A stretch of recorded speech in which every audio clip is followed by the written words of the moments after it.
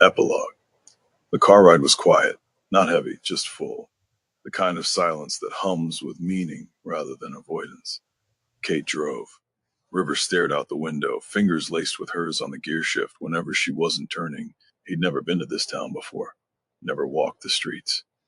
Never passed the crooked bakery with its sugar-dusted windows or the little bridge where the kids threw stones and shouted dares. But it already felt familiar because she had painted it in his mind with her voice, and now it was real. As they pulled up to Suki's house, the front door swung open like someone had been watching from the window. Two small figures barreled out. River, Kate barely parked before he was out the door. Liam reached him first, nearly took him down at the knees with the force of his hug. Finn clung to his legs, squealing with laughter. River crouched, breath knocked from his chest in the best possible way, arms wide as they both clambered into them. You cut your hair, Liam cried, tugging a curl. You smell like fire, Finn added, delighted. River laughed, choked on it really, as he held them close, one on each arm. You two got heavier, he said. What have you been eating, Bricks? Suki stood at the doorway, arms crossed, eyes shining. Told them you were a maybe. Didn't want to get their hopes up. Kate stepped beside her, and they didn't care. Suki smiled. They never did. Inside, the house smelled like cinnamon toast and lemon floor cleaner. A stack of comics sat on the coffee table.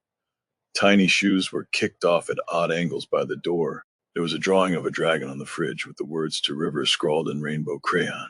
He stood in the middle of the room, completely still. Kate came up behind him, wrapped her arms around his waist, and leaned in.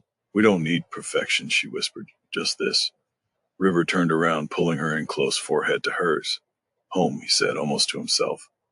Liam tugged on his shirt. Will you stay for bedtime? River knelt again, met his eyes. I'm staying for every bedtime I can. Finn piped up. Even the ones with stories? River smiled. Especially those. And as the boys dragged him toward the living room floor to play a board game, Kate sank into the couch and watched them.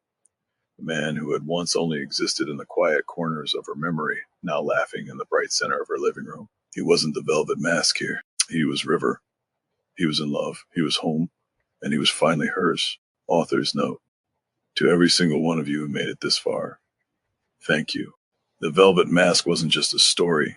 It was a piece of me. A quiet scream, a hand reaching through fiction for connection, for understanding. River's journey, his silence, his shame, his slow return to life.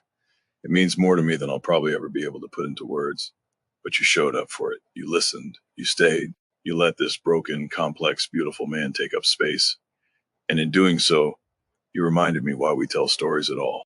Thank you for giving River a home, for letting Kate love him, for seeing beyond the mask, just like he always hoped someone would.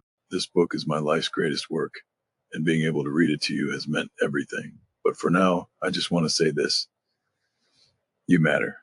Your story matters. Sometimes the bravest thing you can do is simply keep going. With all my heart, Shadow Sphere.